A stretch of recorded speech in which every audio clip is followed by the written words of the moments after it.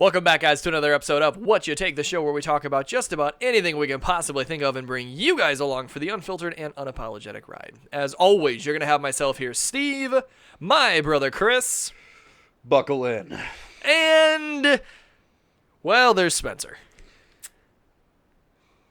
There might be a reason for some things. It's more for my safety. Spencer, what are we talking about today?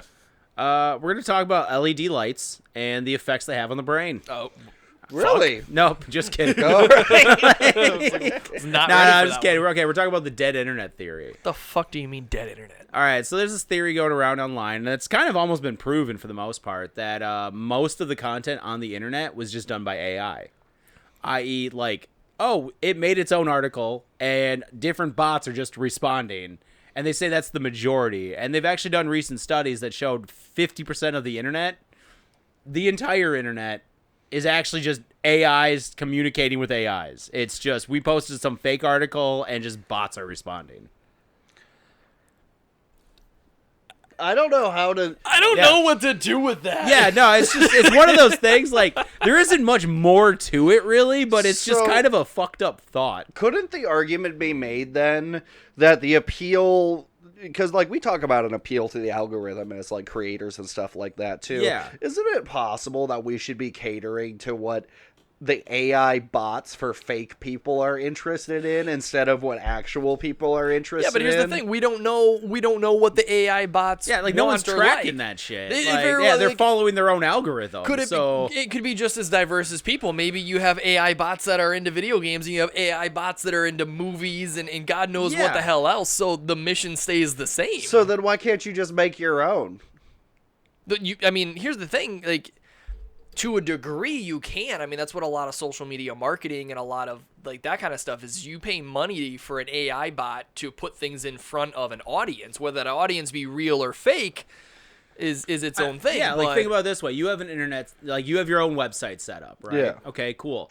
Well, to get advertisements, you have to have so many clicks, interactions, all that other stuff. So you just make some bots to interact with it, and those bots respond to these bots. Oh. And then it looks like you have a fully active internet thing, and now all of a sudden, you know, you see hot Russians near you, you know? That's how, like, that's kind of how it works. And so a lot of it started out, like, as a profitable way, but now it's just kind of its own machine running. It's just bots posting shit with bots responding. Is there a way to fact check? Like, if I'm looking at an article, right? Yeah. Is there a way for me to look and see if that was bot created or people created? I mean, here's the other thing that's kind of interesting about that is a lot of times for like search engines like Google and stuff like that or Yahoo. They use AI assistants now. Yeah, and they actually help filter through all of that. So what you think, like when you Google like, I don't know, Pink Panthers or something like that, and all of a sudden you look and Google's like, you have 4,000 articles, maybe like 100 are legitimate. Interesting. So yeah, because no one's gonna write 4,000 articles about the Pink Panther. Okay, but here, okay, to counter that, okay, Okay. for the sake of devil's advocate, Yeah. I mean, I enjoy my technology. I have no doubt that there is truth to what you're saying to Yeah. a degree. The other thing though is like there are how many people on the planet? 8 billion. There's about 8 billion people on the planet. Yeah.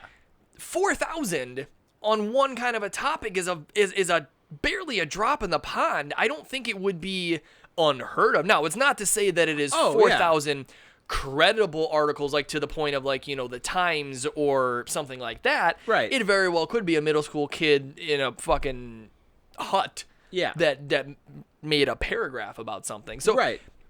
I could see it the other way though too, Spence. Right. Another thing I've heard about the acceleration of kind of the dead internet theory is the idea that AI is becoming so disturbing and our laws aren't catching up fast enough to the use of AI and the regulation of AI that people will actually abandon the internet en masse because deepfakes and AI generation are so prevalent and indistinguishable from the truth that humans will collectively abandon the internet as a source because they cannot trust Because it's so it. unreliable. Yeah. I mean, it's like that. Like I saw a meme recently that literally was like, "Man, this AI. All I'm seeing are AI images." And then the next cut on the meme was literally like, "I'm seeing less AI images." Because they're getting better and better. And dude, look at Chat GPT. Like, ChatGPT is wild. Yeah, dude. And think about that. Like, I could pay someone to write an article, or I could just have this thing write an article and it gets lost to the ether, but my website looks like it has 20,000 people visiting it a day. Here's the part that I'm going to get really concerned about from a creator standpoint, and especially as someone who enjoys movies and video games and things like that, right? Right now, the big telltales when you look at AI images is, well, there's a few telltales, but one, they always look super pastel, like all the time, right? Or very watercolory, but they can't do writing, and they can't do fucking fingers, man.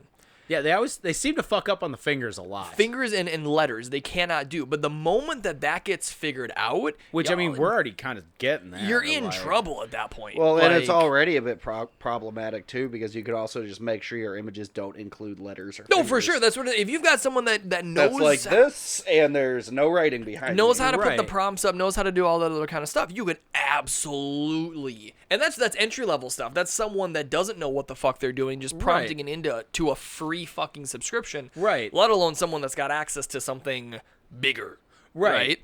But I don't know. What do you guys think would be like dangers of that? Because I mean, there's a lot of different. Where do I fucking start? Right, that's my war. Right.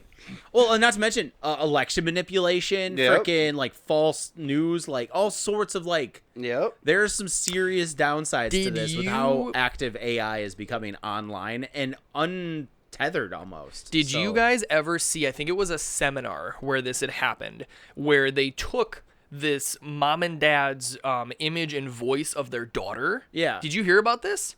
Yeah, they played it at a movie theater. They played it in a fucking movie theater. I know for you these pictures are just memories, but for others, they are data. And for me, maybe the beginning of a horrible future. A future where my identity can be stolen just like that. Where I can go to prison for things that I would never do. Or my voice copied to scam you, Mom. Mom, I'm in trouble. I need you to send me money. You talk about the fucking dangers of something. I saw one. It was a screenshot or it was like a meme or something, but it was a guy on Tinder. And it was like, hi, my name's, girl name, whatever. And he's like, my name's Elizabeth. And he's like, say potato, Elizabeth. She's like, oh, well, I'm just, I'm from this area. Where are you from? And then he's like, say potato, Elizabeth. Yeah, like, exactly. Like, that's the thing. Well, that also, like, dude, like, for example, there's this one company. I don't know if I can really talk about them or anything like that. But one of the things they're working on doing is literally, like, they want to make an AI like audio version so realistic people can't tell the difference, and they're already to the point where like you can listen to like them like the audio of it, and it sounds like just a lady's talking to you. Yep. And they're talking about working that with like takeout. They're talking about working that with like dispatchers. Yep.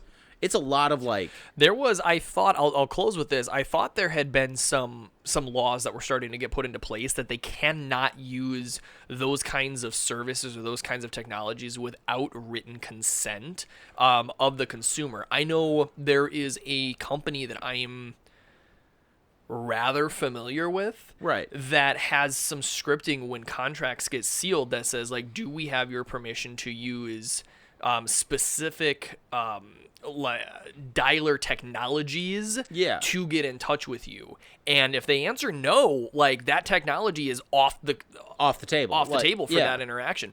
So there's, to your point about the laws, Chris, they're gonna have to catch up soon because this shit's evolving fast. Oh, the thing is, every day it's faster and faster. Oh, absolutely. Like, so the thing is, generally most of what we think is online that was human made, like vast majority. AI is going to write its own court defense and win. Right. That's the thing. Like, with that being said, guys, what are your thoughts about the dead internet theory?